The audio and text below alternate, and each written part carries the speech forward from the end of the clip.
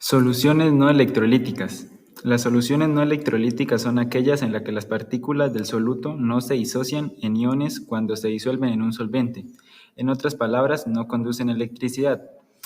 Como ejemplo, tenemos algunos elementos comunes de las soluciones no electrolíticas, que son el azúcar o la misma sacarosa, la urea y el alcohol etílico. Propiedades coligativas de soluciones no electrolíticas. Las propiedades coligativas son aquellas que dependen únicamente del número de partículas de soluto presentes en la solución independientemente de su naturaleza química. Importancia en las soluciones no electrolíticas. Estas propiedades son especialmente relevantes en soluciones no electrolíticas, ya que su comportamiento está determinado por la cantidad total de partículas disueltas. Las principales propiedades coligativas incluyen descenso crioscópico. Es la disminución del punto de congelación de un solvente cuando se le añade un soluto en soluciones no electrolíticas. Este efecto es proporcional al número de moléculas de soluto disueltas. Aumento ebullioscópico. Es el aumento del punto de ebullición que ocurre cuando se añade un soluto a un solvente. Al igual que el descenso crioscópico depende del número de partículas de soluto. Descenso de la presión de vapor. La presencia de un soluto no volátil reduce la presión de vapor de un solvente debido a que menos moléculas de solvente están disponibles para evaporarse. Presión osmótica. Es la presión que se debe aplicar para detener el flujo de solvente a través de una membrana semipermeable que separa una solución diluida de una más concentrada. Fórmulas. La elevación ebullioscópica es similar a la del descenso crioscópico. Delta de T por B es igual a KB por M, donde delta de TB es la elevación ebullioscópica, KB es la constante ebullioscópica del solvente y M es la molalidad de la solución.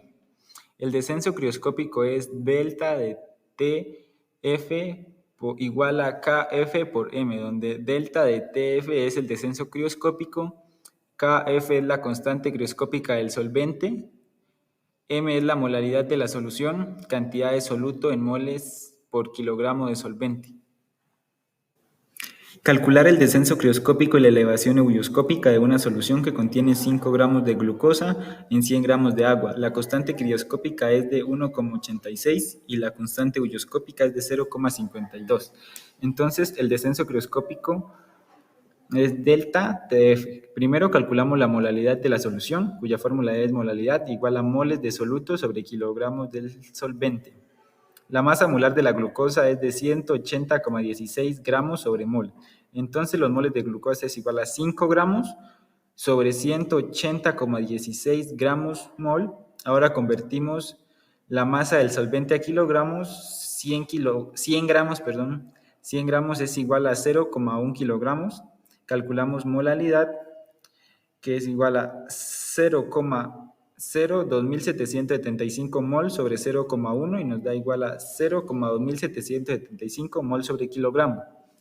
Usamos la fórmula del descenso crioscópico, el delta de TF igual a KF por molalidad.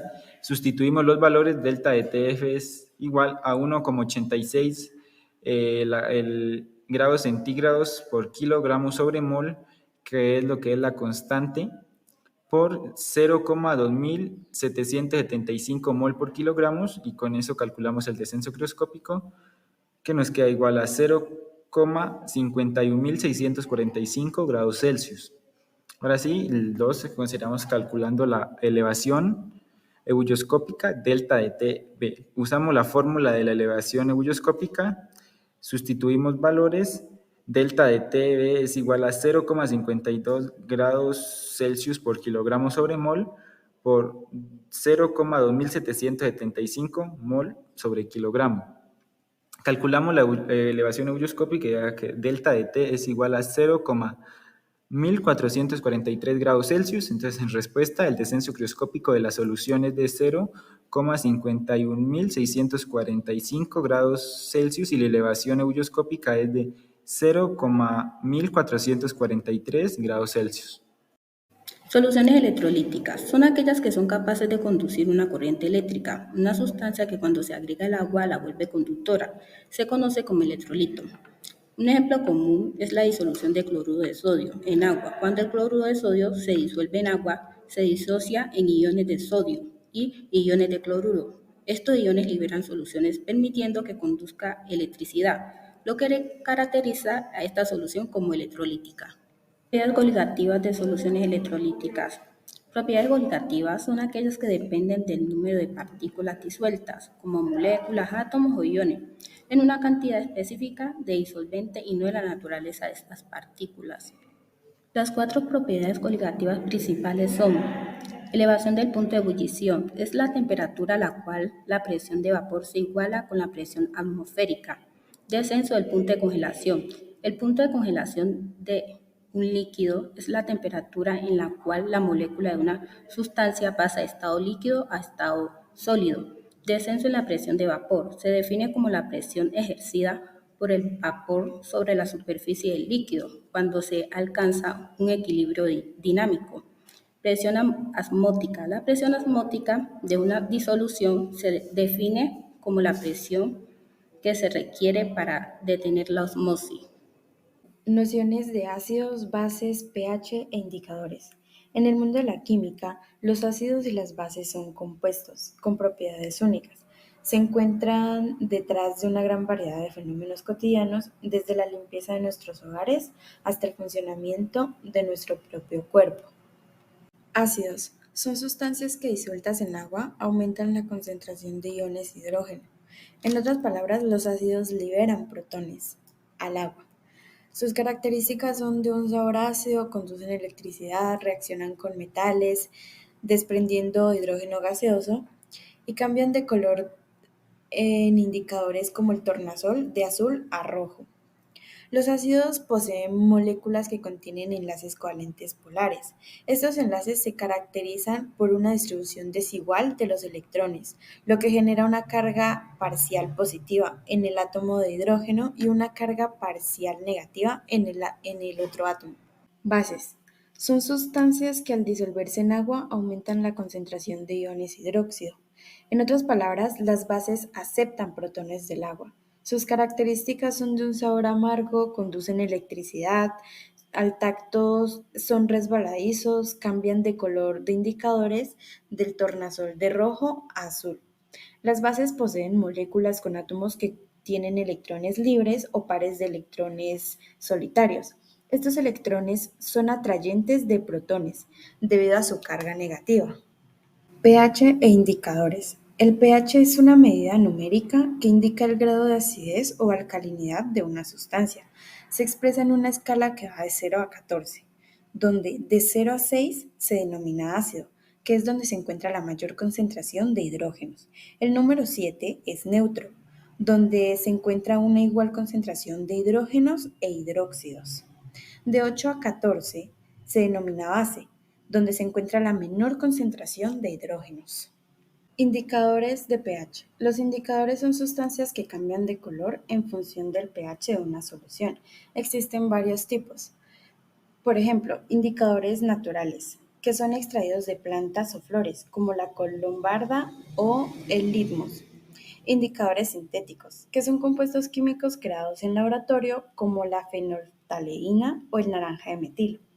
Indicadores universales. Son mezclas de diferentes indicadores que permiten obtener una amplia gama de colores en un rango de pH más extenso.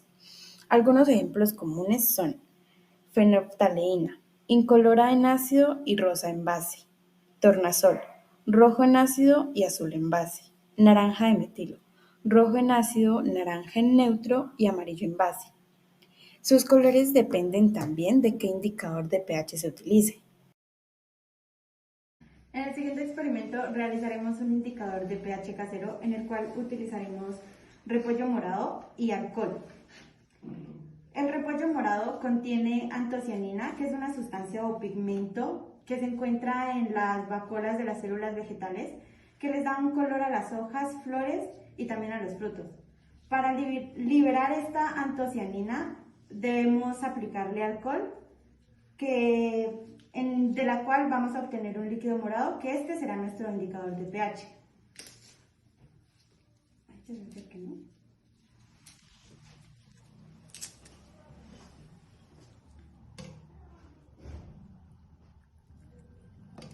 Debemos amacerarlo hasta que obtengamos el líquido morado. Después de extraer el líquido de indicador de pH del repollo con alcohol, vamos a utilizar estas dos muestras a las cuales le vamos a determinar el pH. El indicador de pH presenta un distinto color dependiendo si predomina su contraparte ácida o su contraparte básica. Si nos da como resultado una coloración rojiza, quiere decir que su pH es ácido, por lo tanto libera protones. Y si su coloración es verde o azul, su pH es básico, por lo tanto atrapa protones. Vamos a aplicarle una gota del indicador de pH al zumo de limón.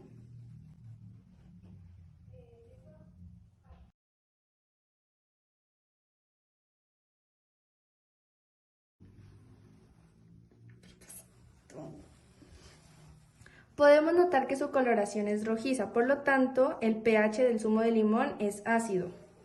Ahora vamos a utilizar la solución de bicarbonato de sodio con agua.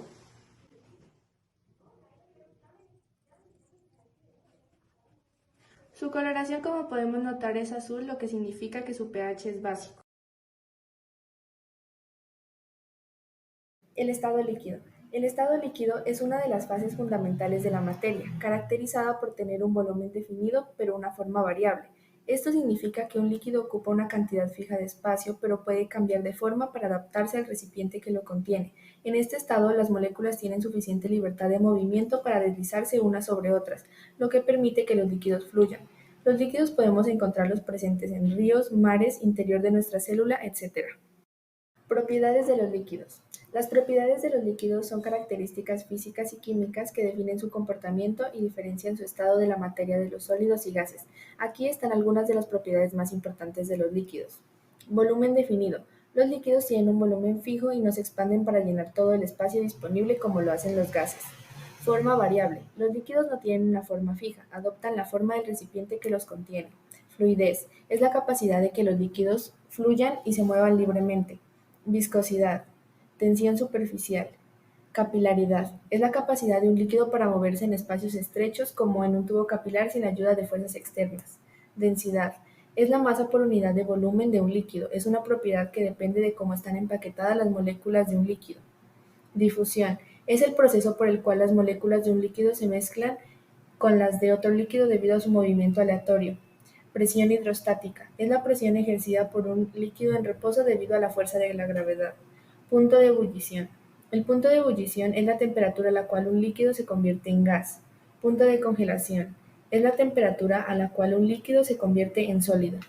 Capacidad calorífica y calor específico. Capacidad calorífica. Se refiere a cuánto calor es necesario transmitir a un cuerpo o sistema para que su temperatura aumente 1 grado Kelvin. Su fórmula es C igual a Q sobre delta T, donde Q es calor, delta T es cambio de temperatura y C es capacidad calorífica.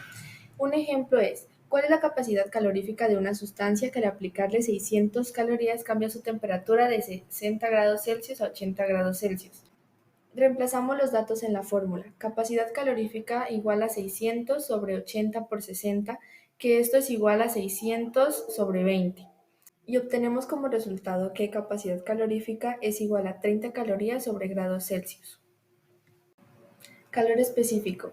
Calor específico es la cantidad de calor que necesita un gramo de una sustancia para elevar su temperatura a 1 grado centígrado. Su fórmula es C igual a delta Q sobre M delta T, donde C es calor específico de una sustancia, delta Q es cambio de calor en calorías o joules, M es la cantidad de masa de la sustancia en gramos o kilogramos y delta T es el cambio de la temperatura, que es igual a temperatura final menos temperatura inicial. Ejemplo, la temperatura de una barra de plata sube 10 grados Celsius cuando absorbe 1.23 kilojoules de energía por calor. La masa de la barra es de 525 gramos. Determina el calor específico de la plata.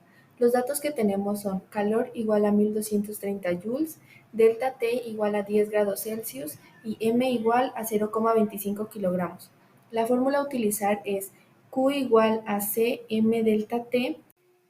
Despejamos calor específico igual a Q sobre M delta T. Calor específico igual a 1230 sobre 0.525 por 10 y obtenemos como resultado 234 joules sobre kilogramos por grado Celsius. Cambios de estado. Los cambios de estado son transformaciones físicas en las que una sustancia cambia de una fase de la materia a otra. Estos cambios ocurren debido a variaciones en la temperatura o la presión y no alteran la composición química de la sustancia. Son procesos físicos fundamentales que afectan la energía y la disposición de las moléculas dentro de la sustancia. Fusión. La fusión es el proceso por el cual una sustancia cambia de estado sólido a estado líquido. Este cambio ocurre cuando la sustancia absorbe suficiente energía para que sus moléculas superen las fuerzas de atracción que las mantienen en una estructura sólida, permitiéndoles moverse más libremente y formar un líquido. El ejemplo más claro es el cambio de hielo a agua.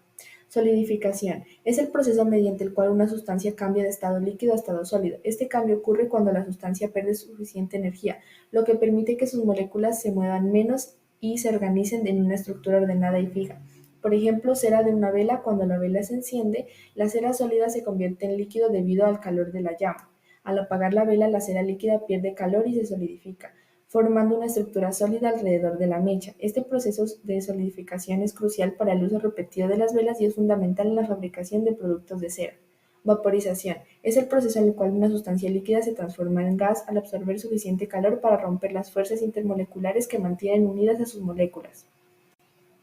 Condensación. Es el proceso en el cual un gas se transforma en líquido al perder energía térmica y disminuir su temperatura. Cuando el vapor en el aire se enfría, sus moléculas pierden energía cinética y se agrupan formando gotas de líquido. Por ejemplo, cuando el vapor de agua en el aire se condensa en forma de gotas de rocío en una superficie fría, como el vidrio de una ventana en una mañana. Sublimación. Es el proceso en el cual una sustancia sólida se transforma directamente en estado gaseoso sin pasar por el estado líquido intermedio. Esto ocurre cuando la sustancia sólida absorbe energía térmica y aumenta su temperatura, lo suficiente como para que sus moléculas ganen energía cinética y escapen del espacio como gas.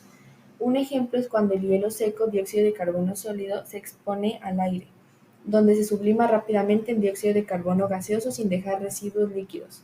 Sublimación inversa. Es el proceso en el cual un gas se transforma directamente en estado sólido sin pasar por el estado líquido.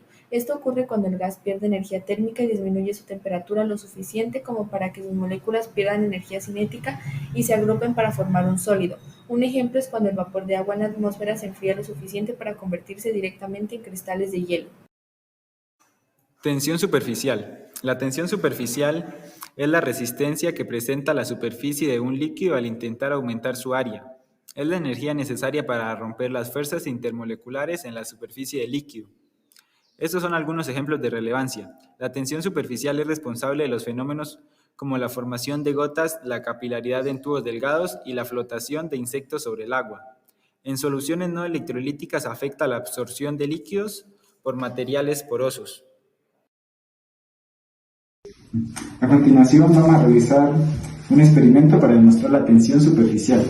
Y para esto vamos a usar talco, detergente líquido y un vaso con agua. Entonces este experimento consta de agregar un poco de talco en la superficie del agua. Listo, entonces a continuación vamos a agregar unas gotas de detergente líquido.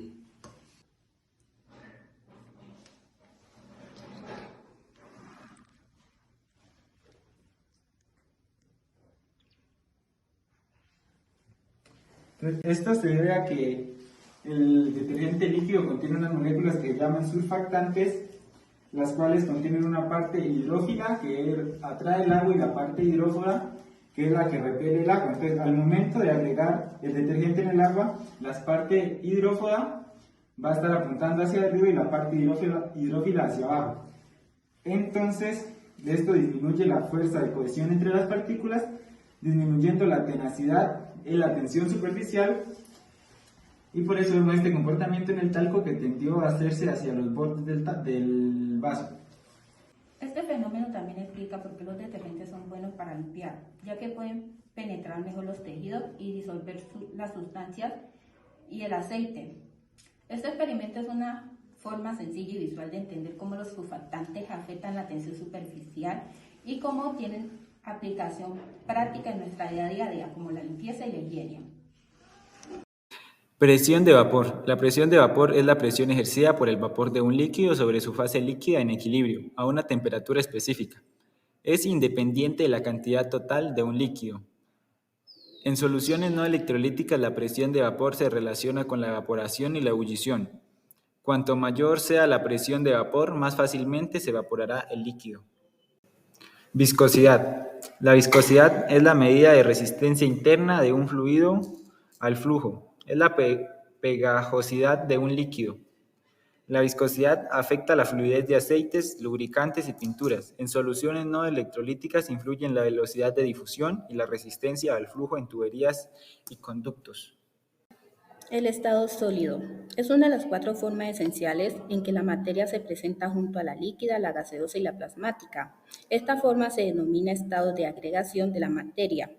El hielo es un ejemplo común del sólido. En su forma sólida, la molécula de agua está ordenada en una estructura cristalina, lo que le confiere una forma y un volumen definido. Propiedades de los sólidos. Los sólidos presentan una amplia variedad de propiedades físicas y químicas que dependen de su estructura interna y de la fuerza que mantienen unidas a sus partículas. Algunas de las propiedades de los sólidos son forma y volumen definido, alta densidad, baja compresibilidad, rigidez y resistencia mecánica.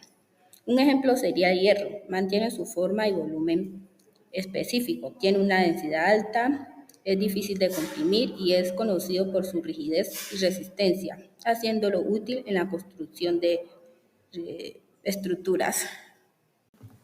Estructura del estado sólido. Los sólidos se caracterizan por una estructura interna definida donde las partículas se encuentran ordenadas en el espacio. Existen 3 tipos principales de estructuras cristalinas. Los sólidos iónicos, como la sal de mesa, están formados por iones de carga opuesta que se atraen entre sí por fuerzas electrostáticas. Los sólidos covalentes, como el diamante, están compuestos por átomos unidos por enlaces covalentes fuertes compartiendo electrones. Los metales, como el hierro, los iones positivos, se encuentran en una red tridimensional rodeados por un mar de electrones libres que permiten la conductividad eléctrica y térmica. Tipos de sólidos. Los sólidos se pueden clasificar en diferentes tipos según sus propiedades físicas y mecánicas.